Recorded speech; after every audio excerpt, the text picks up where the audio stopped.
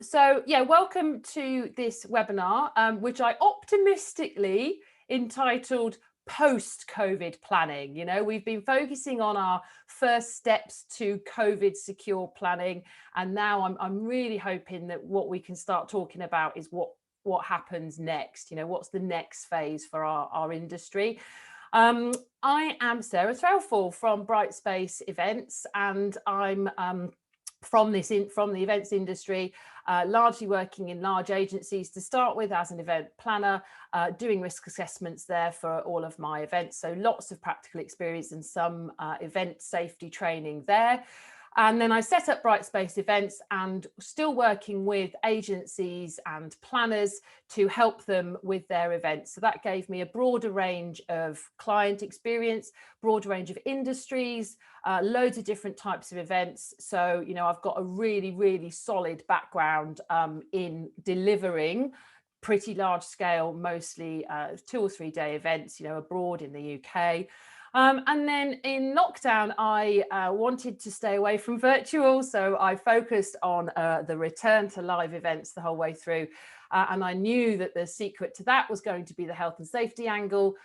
So I've been studying for qualifications, certifications, passing exams, and just absolutely deep into all the COVID guidance, the legislation, really built up a brilliant network of advisors around me, and hopefully can then bring it all to you, but with a bit of a translation, you know, once it's gone through an event manager brain, to make it relevant to what we're doing and how we need to kind of work in the future. So as I said, we're hoping that this is going to be a post-COVID situation. But what I wanted to take a look at first is what's the current situation. So, you know, what have we got in place now?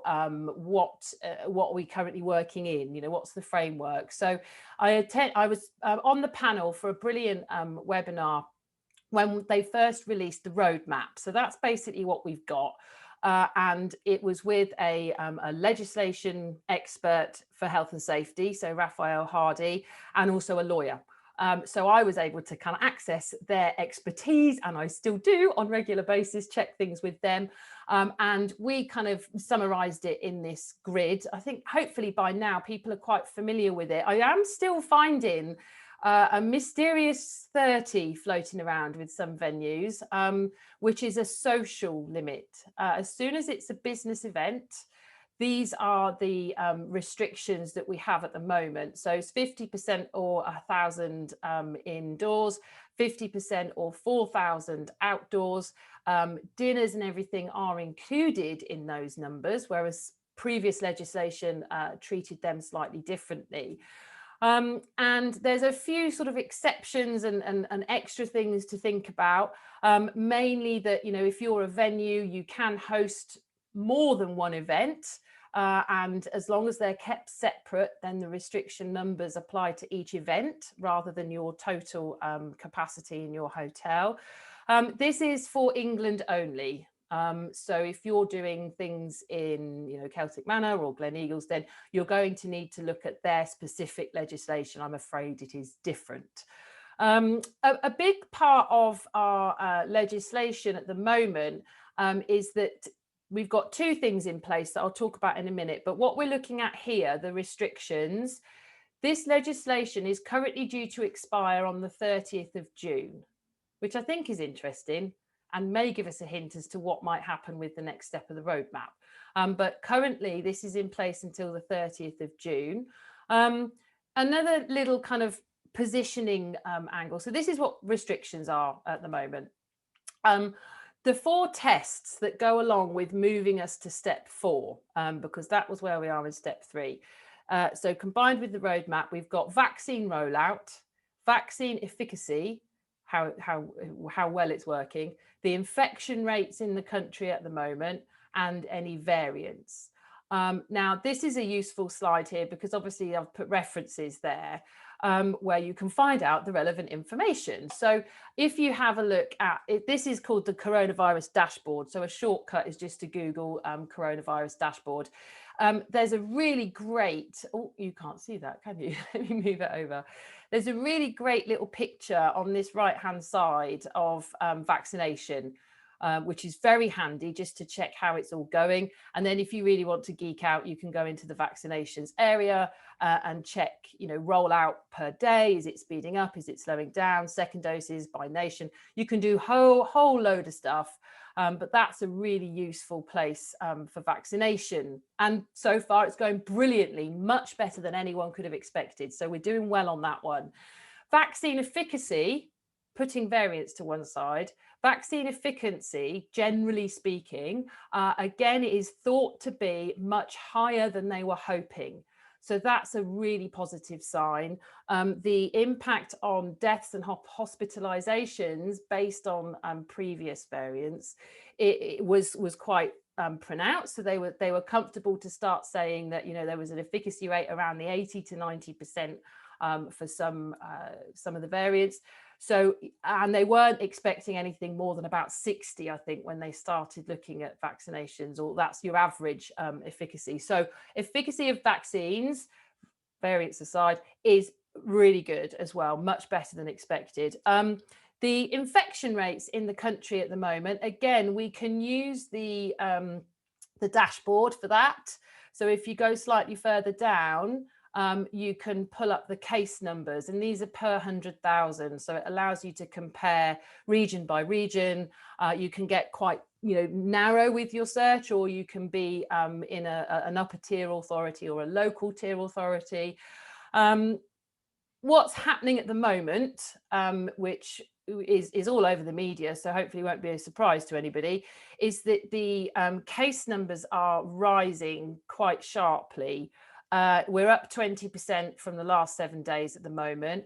It's to be expected. We've just unlocked, we've just opened up hospitality indoors, we've just opened up social mixing indoors. They're two high risk scenarios. So they were always going to expect a rise.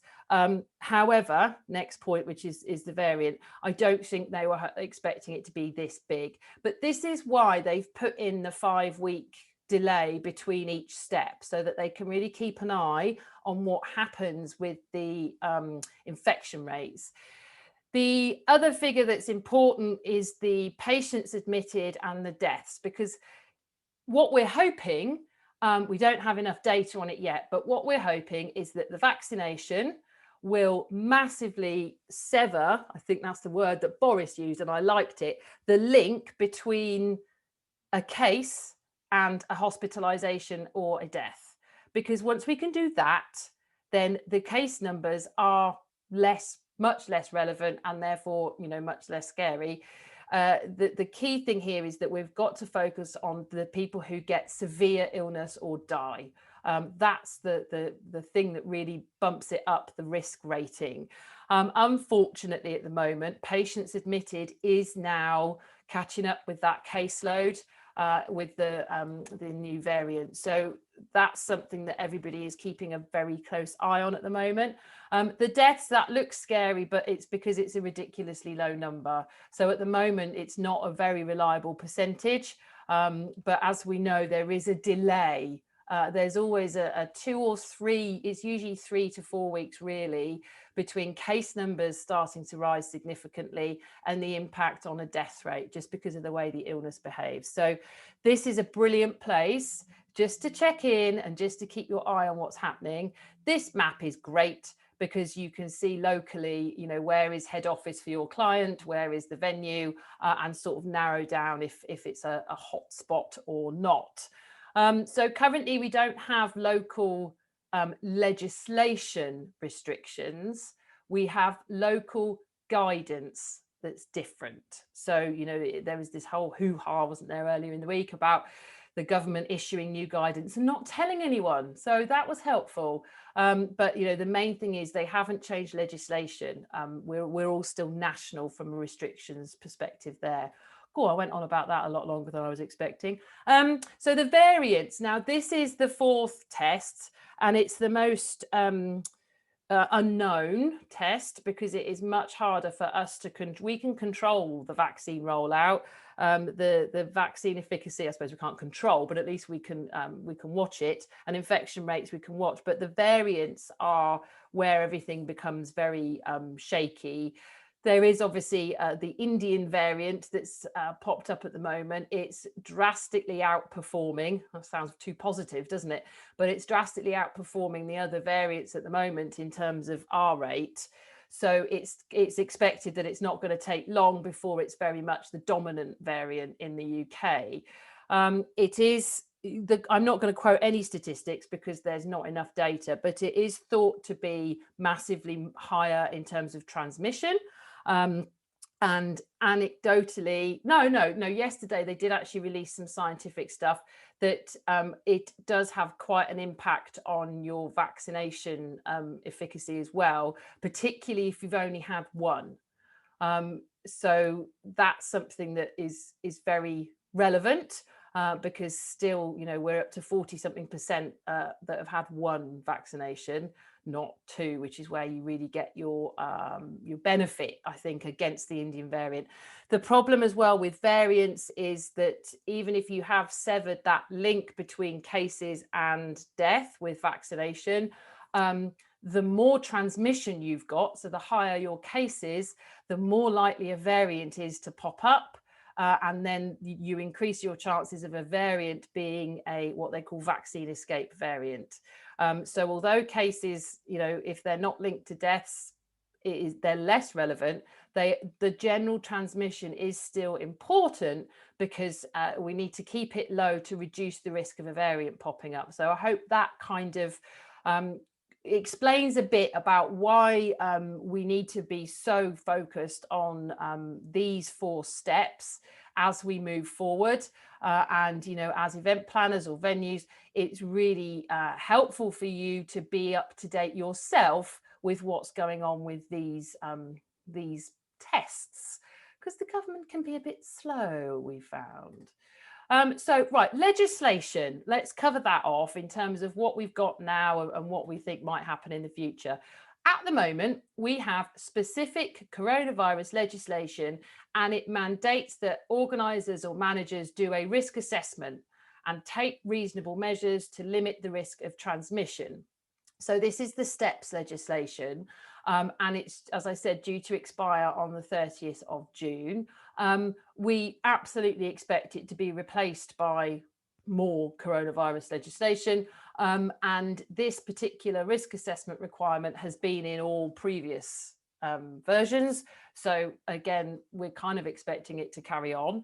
It does also, very importantly, mention the guidance. So their point 3b, that you have to take reasonable measures taking into account any guidance issued by the government which is relevant to the gathering. So when you hear in the media, oh, the guidance isn't legally binding, oh, it's only guidance, it's only advisory.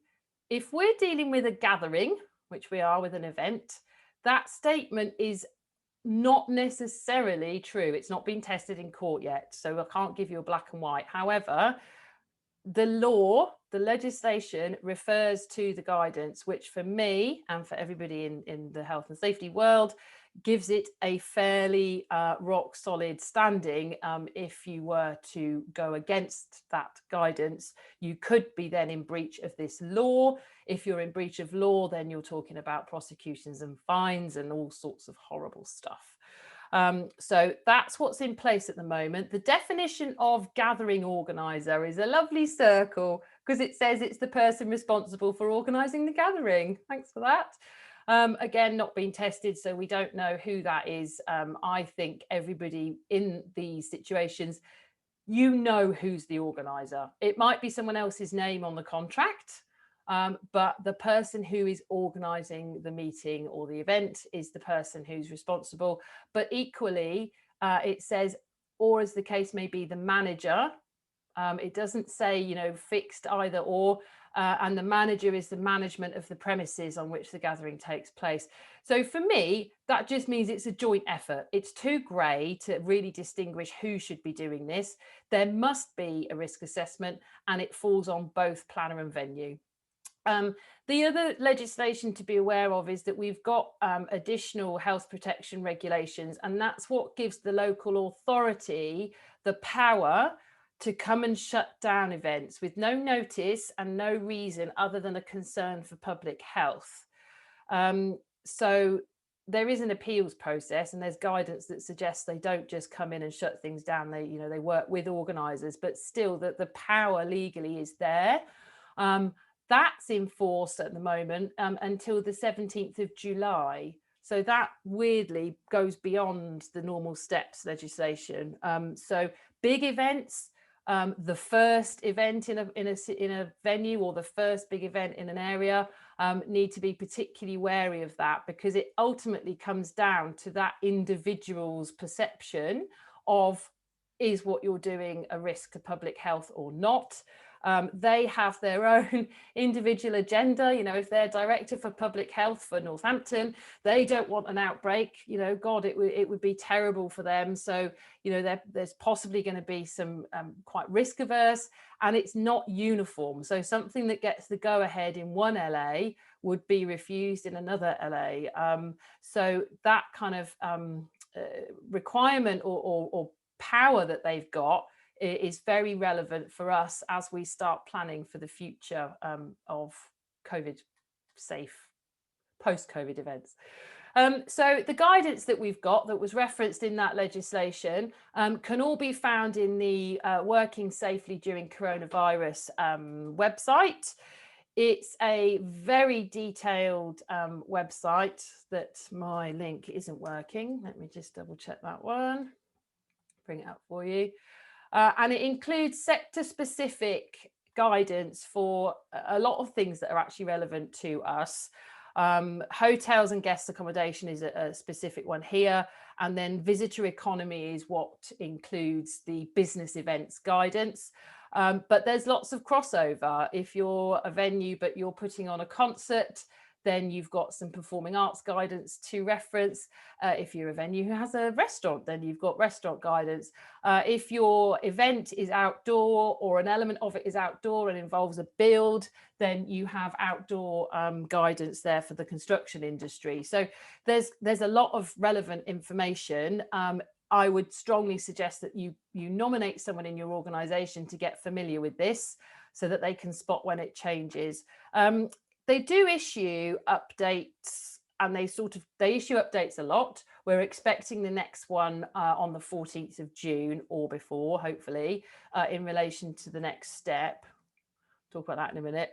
And if you click on see all updates, then you do get a little breakdown of when there were changes. So you can keep your eyes on that, and it gives you a bit of a head start.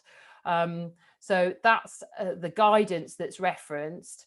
At the moment, in step 3, the key bits of guidance are, you still need to enable and enforce social distancing between 2 households.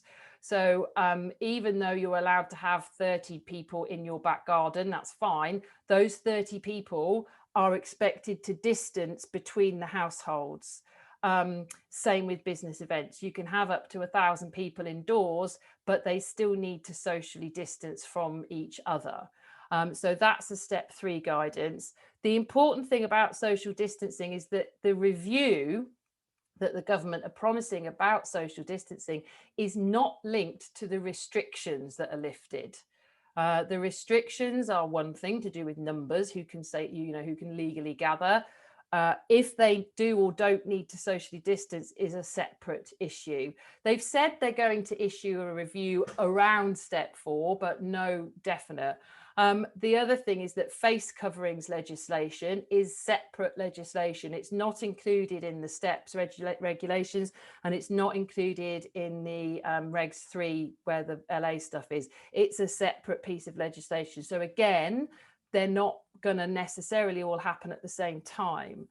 At the moment, step 3, food and drink. If your venue or your event is serving alcohol, then everything has to be table service. If there's no alcohol in the venue, then if your venue doesn't serve alcohol, full stop, if it doesn't have a license, then you can order and collect your food, but you should be eating at tables. And another specific thing in the guidance at the moment is that testing or vaccination status should make no difference to how you treat people, in terms of measures. So just because you test at an event It doesn't mean you can abandon social distancing or any other measures. And just because people are double vaccinated, that doesn't mean that you get to relax any other measures either. So that's where we're at the moment. And the good thing, and I put a post up about this morning, is that stuff's happening. Stuff, I mean, largely, as I would sort of have predicted, it's industry things, people who are doing this, who are confident and who want to show that this can be done. There's exhibitions, there's networking events, there's celebratory events. They are happening, and they're happening with this guidance, in place.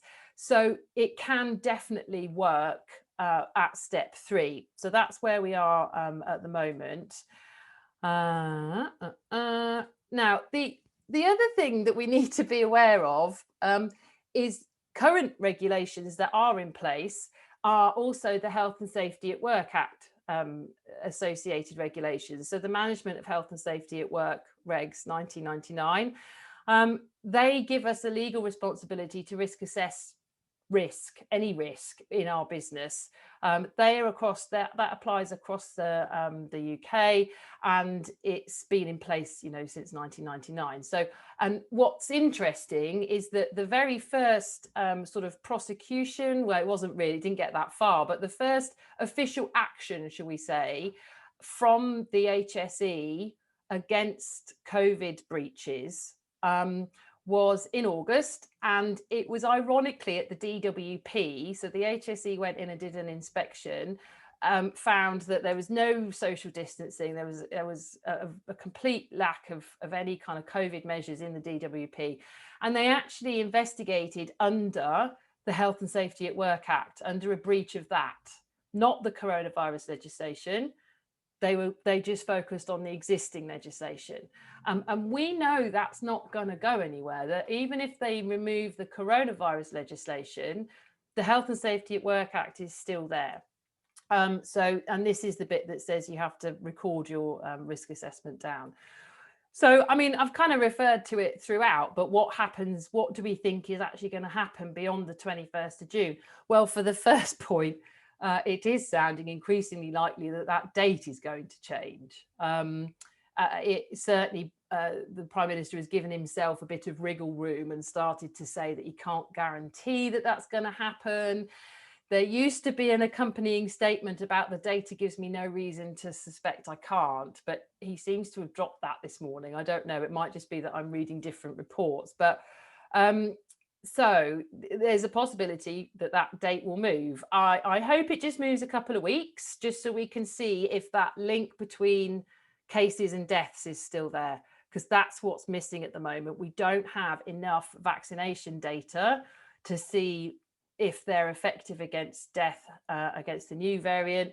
It's not looking good, but we don't have enough data. And we also don't have enough data on what effect vaccination has against transmission.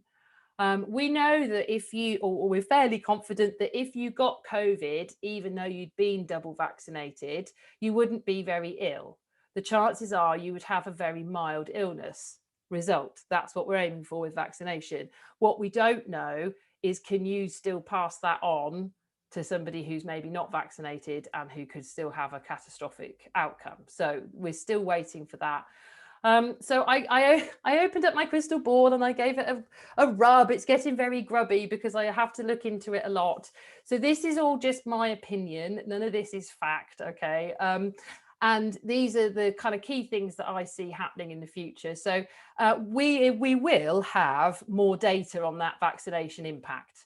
So we will be able to see and predict more confidently what's going to happen. The brilliant thing is we are flying ahead in terms of getting the jab in arms. We are massively ahead of the rest of the world, pretty much. But it does mean we're first, and we don't really have that data of, on a population scale, what happens once you've got millions and millions of people vaccinated. So we will have that, and we could then start edging towards a herd immunity situation, which is the massive game changer. So that's an important step that we imagine will happen relatively I'm not going to say relatively soon. We imagine it will happen in the future. The biggest thing for businesses at this point, as we open up, as we restart, is going to be reputational risk of outbreak. It's very unlikely you're going to get sued. It's almost impossible to prove that somebody got COVID at your event. And the bar for negligence to be prosecuted or fined is incredibly low. You would have to be willfully coughing all over people to be, demonstrated. And the very fact you're here means that that's not going to be a risk, because you're taking your duty seriously. The biggest risk that remains is that you'll have an outbreak at your event, and the reputational risk to your business or your client's business, could be fairly substantial. So that's what people are going to be wary about. And also, if people arrive at your event and they just don't feel safe, if they're a bit like, whoa, this is a shambles, I don't like this, then you've got all the social media stuff, and that could also impact on your reputation, even if there's not an outbreak. So it is important from that angle that people keep focused on this. There hopefully will be less legislation. No restrictions implies much less legislation, and the lifting of that coronavirus steps restrictions. But I think they will therefore say, well, we're going to take all our fences away, but it's up to you to put the fences back in place where you think they're needed. So I think there's going to be a shift to, it's up to you to do your risk assessment to decide how many people can safely gather in this room. Do we ask them to social distance? Do we need to put masks on for certain elements of our event? And I think, therefore, it will all become down to your risk assessment for the measures. So we will probably still have the guidance, but I think an awful lot of it will say if your risk assessment deems it appropriate. The good thing along those lines, as the overall risk goes down, is that hopefully COVID will just become another risk. It's just something that's on your risk assessment, the same way that food poisoning is now. You ask for food safety certificates, so you'll be asking for COVID safety certificates, and it becomes just a single line on your risk assessment that just demonstrates what you've done to reduce the risk of transmission at your event. It doesn't, hopefully, it won't still have to be a humongous separate document process. It will just be, part of your normal risk assessment.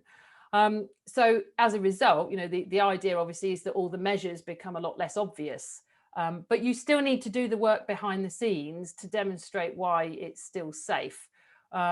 And I think, as I've mentioned, the social distancing and face covering issue will become down to individual risk assessments. I think that international travel is going to remain a bit of a sticky point for a lot longer, because we're so far ahead in terms of our vaccination status, and other countries really aren't. Plus, if the government learns anything from this Indian variant, border controls are a really important measure against worsening the pandemic. So I'm afraid for anyone who was looking at international travel, I would still be very wary about that. But who knows, I might be wrong. And you've also got people's own perception of that, and whether they want to do it and whether it's a corporate responsibility to do it. I think it will unfortunately lag behind our domestic events market. I mentioned before about the LA responsibilities and power. So I think, more liaison with them for events that might not normally have needed or wanted LA involvement. It might now be wise, if you're looking at 800 to 1,000 people in conference centres, in, large hotels, you wouldn't normally have contacted the LA, but it might be now a time to ask your venue if they are working with the LA, and is there shall we have a meeting? Get those conversations starting early. The communication is massive around this as we move out of it, and reassuring people about safety, building confidence back into the market. So I think that the comms stuff has to start, at the invite stage. You need to be sending something out that just reassures people this is top of our agenda, it's absolutely safe. There'll be, really lots of ways that you'll be protected, and really start that process early. But I mean, unfortunately, we can't forget that what we do in our social lives for safety's sake is very different to what we do in our professional lives, and I can see that may need to remain a bit with COVID, is that although the social stuff will be lifted and we can hug our friends and go to the pub and sit in a restaurant, it could be that actually when we go to an event, we're still expected to be a bit stricter about how we handle things. So that might become part of it as well. But there's also the fact that there'll be less legislation, more reliance on your risk assessment. But the third thing that will guide us as to what actually happens at events is what people expect and what people want. Because as soon as something becomes normal, if you don't do it, people will start to feel a bit, oh, I was expecting, for example, to get tested and I haven't been tested. Oh, I don't like this. Or I was expecting to have to show a COVID status certification and I haven't. So now I'm feeling a bit nervous. So keeping an eye on what other people are doing is actually going to be part of this, and sharing sharing knowledge across planners to sort of work out what is going to be the norm, and how do we then set our own industry standards so that guests have the same experience. So in summary, I just have some top tips, and unfortunately the top one, because I'm trying to avoid the biggest, most expensive mistake that could be made at this point, is that we have to plan, because of the variant picture and the possibility that we could have, the German variant that appears in November. The thing that might come back, or that will be the biggest effect if it comes back, is social distancing. So even though we're skipping into our post-COVID planning future, just have that thought. If social distancing comes back, what is our plan B? Is it lower numbers? Do we change the event format? Do we go hybrid, or do we just book a bigger venue so that we can accommodate it if we have to? So just bear that in mind, because if it does come back in and you're 6 months into the planning, it's very hard to unwind all of that if you haven't thought about it at the beginning. So obviously it's take an umbrella out when it's not raining. That's the plan. Work together with all clients, suppliers and staff, to make them aware of what might change, and keep everybody a really transparent, agile approach is what we're going to need. So the more communication that can be going on between the people that are involved, the better. And of course, with all of that comes additional budget. So if you've already got a contingency budget signed off, again, you've got a lot less of a problem should something change. And actually, we do need that marquee because we do need extra space. So, but that's okay. We have the cost already approved in our contingency budget. So yeah, do make sure, and remaining agile, I've already said. And part of that is negotiating really flexible terms with all of your suppliers.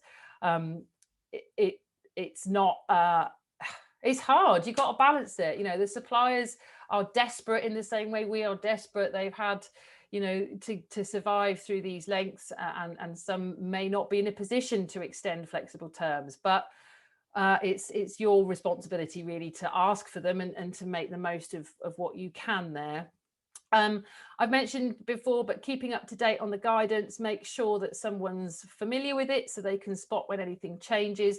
And the same with the industry guidance that we've got as well. So there's a few associations that issue their guidance. And go to events. If you get invited to networking or exhibitions or anything like that, and you can go, then do. If you can actually see this working in real life, you can steal ideas for it. But also in your daily life, if you spot something and you think, oh, that's a great idea. There was a client of mine went to a Go Ape type thing and came back and went, oh, I stole loads of ideas from their COVID safety. We're going to do this and this and this. So build your own little library of what was a good idea as we're out and about. I need to speed up a bit. Sorry, everybody. So there's government, there is industry guidance, which I mentioned there. So the MIA is largely the conference and events industry. The AEO looks at exhibitions, and the EIF deals with outdoor events. So we are expecting hopefully some updated stuff on the 14th of June. Now, a really good resource for all of this stuff is our website. So we've got a COVID info hub and the link's there. But if you just Google Brightspace events, click on the COVID-19, you can see all of our resources and updated guidance and links. And, so that's a really good place to be and to sign up.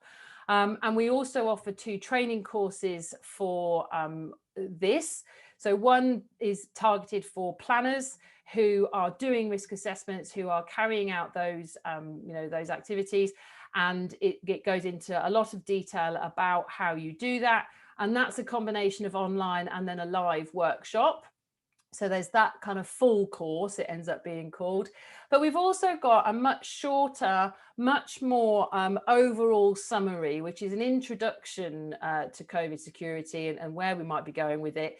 Covers all of the basic information that you need to know, but just at that executive summary level. So that's brilliant for sales managers, account directors, operations, but who aren't actually, day to day with risk assessments, general managers, MDs, senior management, everyone who needs to have the confidence to have the conversation, but ultimately there's someone else to do the actual risk assessment. So that's a really useful course as well. And we've actually got an unlimited discount code available if you've attended one of our webinars.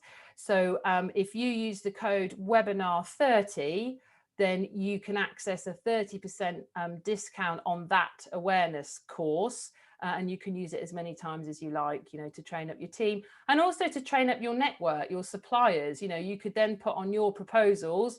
We have enabled our, all our supplier network have been trained in COVID security. So that's an option. The website, our website, I've said, the HSE website is also brilliant if you want more general advice. Obviously, it's not event specific. We've mentioned already the gov.uk sites for the guidance and the industry associations. So there is a lot of information that's available, and it's just a case of getting familiar with where it is and what it kind of means to us.